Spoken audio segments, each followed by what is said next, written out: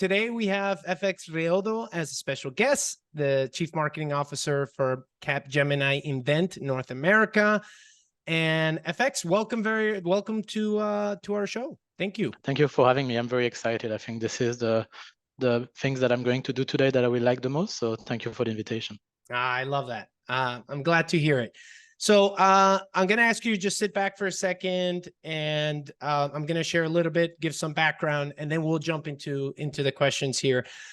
So as Capgemini Invent CMO for North America, FX is responsible for the growth, brand, external communications, employee engagement, client intimacy, and field marketing for Capgemini's innovation and transformation arm, focusing around three playing fields: customer first, intelligent industry, and enterprise transformation. Capgemini Invent offers a rich brand ecosystem in North America. Through his past marketing leadership experiences, FX has a track record for conceiving, planning, leading, and reporting on multi-channels, global brand building, and demand generation in a fast growth environment. All right, so let's jump into what we always do here, which is, for those who've never heard of Capgemini Invent, who are its customers and what problem are you helping them solve? Yeah, well, so we like to describe Capgemini as a business and technology transformation partner. So we actually sell into the C-suite, and we try to work with them on basically what is their next business model, their next strategy, and how they can deliver on it. So it may be, a company selling cat food that wants to basically transform itself and become the enabler of the relationship between humans and their cats. So that could be the main target. So Capgemini will come in with the strategy, the new products, the innovation, the R&D, and then the tech, and merge it all together to basically deliver on that vision. So that's what Capgemini does. Got it. And are these customers, are these enterprises, or these mid-sized companies? All enterprise. So they're usually, I would say, depending on which part of the business we are talking about, usually mid-sized to large Fortune 500 companies. The part of Capgemini that I work in is Capgemini Invent, which is a very focused agency in the area of customer experience, R&D, and strategy consulting. So basically kind of putting together, design, data analytics, strategy consulting to basically kind of do the strategy work on those projects. And this part of the company will usually work with sometimes smaller parts of smaller clients, such as startups and scale-ups that are just trying to expand or launch a first product. How do you approach prioritizing what Capgemini Invent's narrative is? How do you go about doing that? Are there questions you ask yourself? I'm always curious about, is there a particular playbook that someone has where they say, these are 5 things I always ask myself? Yeah, I mean, I try to go on many of the industry events and talk to the clients very often and kind of try to understand how they perceive us, and what are the kind of their pain points. So I think that's kind of that kind of soft touch that you have, that will then help you kind of rethink about your narratives. And when we think about the narrative of what the Capgemini Invent brand wants to propose, it's very related to the narrative that Capgemini overall wants to propose. And we've been going through quite an interesting transformation in this space, because Capgemini, has built itself and established itself on those the markets that it operates in as a service provider very often. Mm-hmm. And we are doing this transition into, okay, now we want to establish ourselves as really kind of that business and technology transformation partner. That means a lot. That's a very different approach to the market in the way that you tell story, in the way that you engage with the market. And within that environment, Capgemini Invent, which is the agency that I work for, is essentially kind of being the entry level or kind of the start of that conversation for the rest of the group. We like to think about ourselves as the tip of the spear. So when we think about narrative building, there's obviously what the clients expect, and then there is how do we start telling a story that the rest of Capgemini is going to be able to bring home, essentially. So do we start? So we've defined 4 key elements of what we want to stand for, and that we think that Capgemini can then, with its scale, help deliver on. So Capgemini introduced the story. Those elements are product innovation,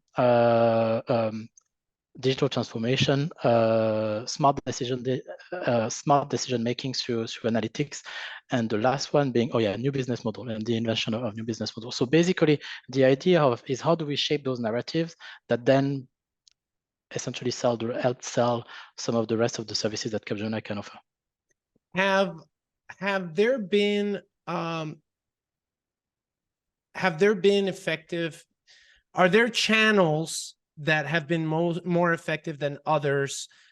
You've mentioned that you're tip of the spear, right? You're one of the first ones in there with the customer, with the building that customer experience. What has been effective for you? And we're talking B2B here and B2B enterprise, but what are some effective channels for you to have convert these qualified leads into and build these relationships? Yeah, I mean, I would say that interestingly, about a third of our marketing mix is very much still what we can do on the field in real life connections. So such as, events, such as intimacy moments that we can build around the customers.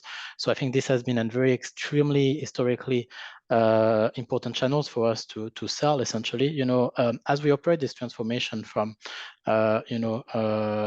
tech service provider to a transformation partner, we try to change also the buying centers and the stakeholders that we sell into on our client side. So for instance, we may be used to sell into the CIOs, the CTOs, and we are moving into trying to sell more and more to the CEOs, the COOs, and then sometimes the CHROs and the CMOs of the organization. So how do you move from basically that first entry point and that connection that you have that has a perspective about you, and build more relationship into the accounts to kind of reach to the different level? The way that we've done this is I think very, very, very often through creating those moments, essentially. So being present at large trade shows that are relevant for us, organizing our own hosted event where we can kind of build more connection.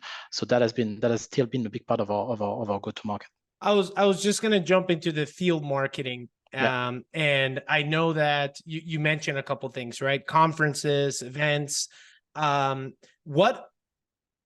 much does that, is that in terms of a percentage of your resources that you commit, what would you say that falls in? Is field marketing the area where you are seeing the best results and you're spending most of your time in?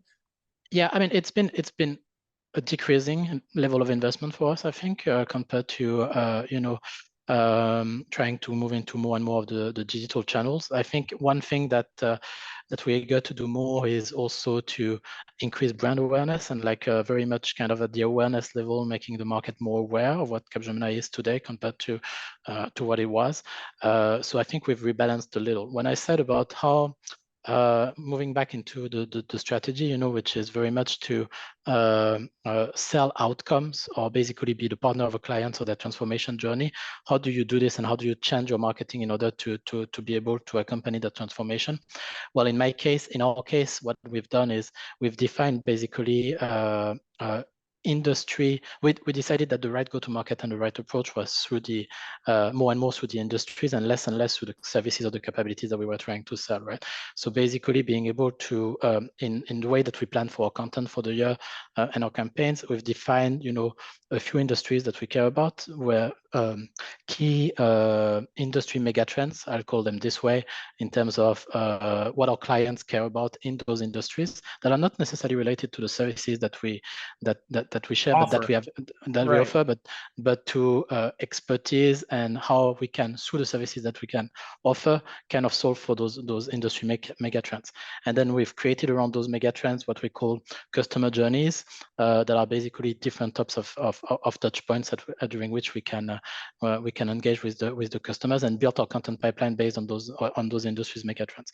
So they have changed completely the way that we used to do marketing, even from a digital perspective. We were used to basically work on content and collateral that was supporting our services and pushing those to a little bit, not in a messy way, but in an eclectic way to a lot of our customers. And we're now moving into that very focused, industry perspective with this customer journeys, trying to meet the customers where they are with the relationship of us. If you think about the life cycle of our customer interactions, essentially, and we simplify it to the maximum, there is three main area, right? There is the care, essentially. So that's like, they know about us, but they don't necessarily interact with us. So the care is usually where you want to have content that is a little bit more kind of high level, tackling the thought leadership, kind of research and things like this. The consider, which is basically where we try to engage around, some of the service expertise that we may have and things that we've already delivered, and how do we try to solve for this issue that we've defined and that we mentioned that we had and that we've established for leadership on. And then shows, which is really much where we kind of get into next to the customer and really start solving for their solution. That's kind of our lead journey. The tech, that we're rolling out step by step is starting to solve for this, making sure that we only talk to the customers at the right moment in that journey. And that's kind of the transition that we've been through. So at the moment, we're moving into moving our mix more and more into those mega issues and customer lifecycle associated to it, related to our industry go-to-market, essentially. And a bit, I mean, events and field marketing has a role to play, but as part of that cycle, and probably depending on the event at the later stage of the cycle. And that makes a ton of sense, because I know that client intimacy is something that's vital for you. I want to jump into that a little bit. So the client intimacy, customer intimacy, how attentive company is to address its customers' needs. It's not about what you have to offer, but what their problems are, and can you help solve those particular needs?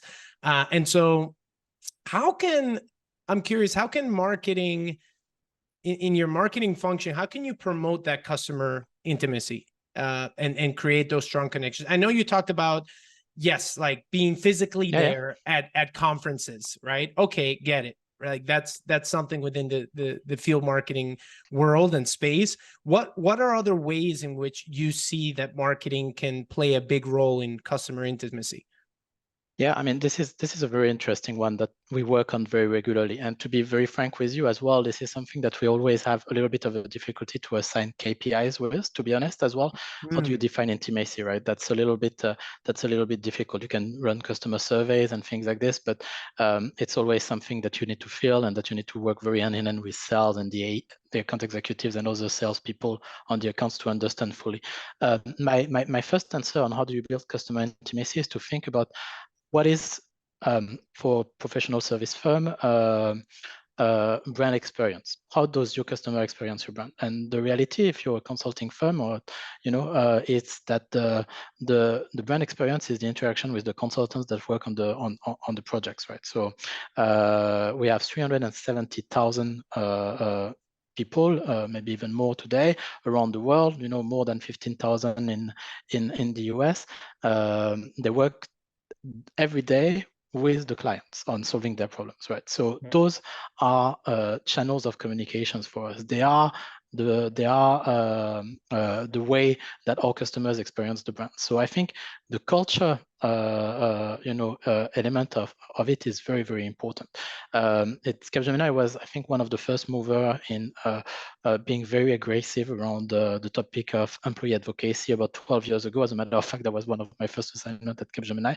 But it's vital, right? So your company, your colleagues essentially, and your collaborators kind of all having a very clear understanding of that idea that you need to be a partner, that you need to challenge your customer, that you need to sell outcomes rather than just being, kind of answering RFPs and things like this, that they can understand very clearly what's the promise that you do as a brand to the market. In our case, we have that tagline, get the future you want, that kind of embodies what I meant around being more strategic and being a partner of the client transformation. So being able to use them as, the best ambassadors of the brand is what's going to build the intimacy with the customers. So I think that's really the number one element. Using all of our colleagues that work with the clients as channels of communication with one message is a big way to have a huge echo chamber and talk to the market. There is 370,000 people all communicating to their network on LinkedIn, which is all of our clients and more about our message, is making sure that we're going to touch the right people, as opposed to, I don't know, advertisement in an airport that may touch people that we care about or not. So that's kind of the first element of thought process. The second element of thought process is, I think, we spend an enormous amount of time interviewing our customers around what do they care about. And we have a research institute, which is a full team in the company that work only on interviewing clients about their expectation, their perspective, and publish research on a very regular basis, talking to the market, in that care part of the journey that you have with the customer around what are the big trends, how we can guide them, and what are their peers thinking about is extremely important. So I think that research element and giving value in the marketing process to your customers in terms of information research is equally as important as the quality of the delivery and other things. So that's how marketing also contribute to customer intimacy. How do you in that first in the first effort that you mentioned, which is getting everyone, it's part of the culture, and getting everyone kind of in a unified voice of not just answering questions, but going to that next step with that customer and making sure that their needs are met. How do you, is there any particular tactic? And again, for those that are not in massive companies, I'm just very curious, what do you do? Are there certain tactics that you put in place that allow you to keep that unified voice with such a vast array of, of colleagues? Absolutely. And we have moved very much and learned very much from some of the past things that we have done in that space, right? At the beginning of our customer of our employee advocacy programs, we were very much in an idea of how can we automate, a lot of that work. So, kind of everybody will receive an email with the type of content that they can post, they can share, things like this. They will receive, keywords and key messages that they can talk about, etc. And I think today we are kind of moving away from this and moving into, we've built a very interesting exercise of what we call storytelling. So essentially stop talking about us and start talking about the end value that we've delivered to the customers. And as a marketing function, we've published in the organization a certain number of customer stories that are written in less than a paragraph, but that basically kind of show the type of work that we do and the value that we deliver to the clients. People can absorb it very easily, and then they can share it to their customers very easily. Some things that are very relevant and that are very that tell to us very, very strongly. We like it's a little bit cliche, but we say that brand don't talk to people don't listen to brand, they listen to people. So making sure that you have those story kind of laid out very simply, that are kind of straight to the point, that are like, some of our clients, of course, are large, recognizable consumer brand that we use in our day-to-day. Making sure that some of those health monitoring devices that diabetic people use every day to improve their quality of life, and Capgemini has built the R&D and helped build the first POCs, etc. So telling this kind of stories is making it very relatable for people. And I just went through I came back from a marketing conference, and a ton of conversations were about thought leadership. Yeah. So I wanna shift a little bit to thought leadership. Does it fall under the top 5 priorities in your marketing strategy? And if so, are there initiatives or that you found to be most effective when it comes to building thought leadership for Capgemini? So I work for as I said, for that tip of the spear agency. It's we usually not, the thing is, I'm surrounded with people and my colleagues who are absolutely brilliant, right? There are people who have done the most amazing careers. They've been in the nicest business schools and things like that, and so they all have something to say. And usually, in a consulting firm, you also have KPIs and an expectation that you would build POVs and things like that. And it's very easy in my seat to actually be on the receiving end on all of the thought leadership that you should be pushing and publishing and things like that, and putting into form and designing. So to kind of, it's one of our absolute top priority. And I will say also, it's probably the value that Capgemini Invent can bring to Capgemini, because as I said in our content plan, as kind of the strategy powerhouse for the rest of the organization. The way that we've tried to kind of prioritize around it is very much around what I call ruthless prioritization. So every year I have a conversation with our key leaders where I ask them about, okay, what do you think are the key things that we should be talking about to the market for next year? What makes sense? What does the client care? We kind of challenge it with what we've done in the previous years and some of our client surveys as well, and decide on 3 or 4 key topics. And it's almost a 4x4. This year maybe a 4x5. That's why I'm smiling. But of industries or sectors. And then topics, and then you map out basically your content plan and different touch points that you're going to plan for during the year to those activities. So that's my planning exercise for the year.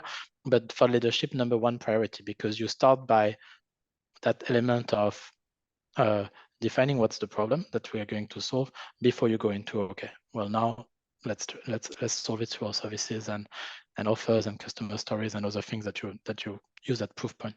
Have there been when you talk about the content or those different channels, have there been any that have been extra effective with being able to sell the thought leadership?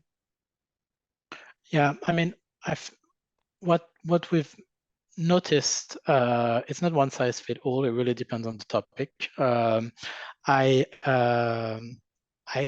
What has been the most effective is usually when a few things. The first thing is what's the level of level of resonance that the thought leadership got internally, and the alignment of how it talked to people internally, because then there are the people who are going to amplify it. So that has been, the way that we communicated about the thought leadership internally, the way that we've made it relevant for our business, etc. If people relate to it, they will use it, and they will do a lot more with it. So I think that's number 1. In terms of format, we've noticed, I think, like everybody else, that we need to reduce a lot the size of our research. So we usually kind of cut it in a lot of snackable types of formats, very visual, very kind of, one learning, one image, data driven, very, very simple, and videos, of course, that are it's the most effective type of content. The one thing that I would say that may be a little bit surprising is that don't overlook as part of your kind of mix, don't overlook the one-to-one interactions and the physical interactions, because as I said, the salesperson is going to go to their clients, etc. The thought leadership that you're going to publish, if the salesperson give it from his hand to the client's hand, in the form of a report or something like this, would be a lot more impactful than if it's shared through our corporate channels or even through one-on-one corporate channels and things like that. So that's something that has been extremely impactful as well, which is on the accounts that we really care about, that are our key accounts, making sure that the research was going from the hands of the person managing the relationship on our side to a few of the stakeholders that we want to influence on the accounts. And that's usually where we get feedback as well, that they will reach out back and be like, hey, I really like that point and this, and can I talk to this person or to the person that is interviewed in the report and things like that. So I wanna make sure that I allocate time for for questions. But before doing that, I just have two questions here. They might be part of the same one. But what do you believe are the biggest challenges right now for chief marketing officer in the current business landscape? And how are you envisioning being able to tackle that challenge? Yeah, let's do that one. Yeah, I mean, I've listed a few. I think there is we overall it's I think the business is seeing a soft year, in terms of growth and in terms of business results. So I see and foresee that the marketing budgets are going to be flat or are going to be challenged. So I think one of the main challenges is going to be resources in the short term for marketing leaders. There is also more and more because of the buzz that is out there, the impression that content can be fully automated. So I think ensuring that I don't think that's true. So that's also something that that's going to become a challenge for marketers as they manage the rest of their stakeholders in the organizations. Yeah. Okay. All right. Well, I appreciate you, FX. Thank you again so much for your time. Thank you everyone else for joining us.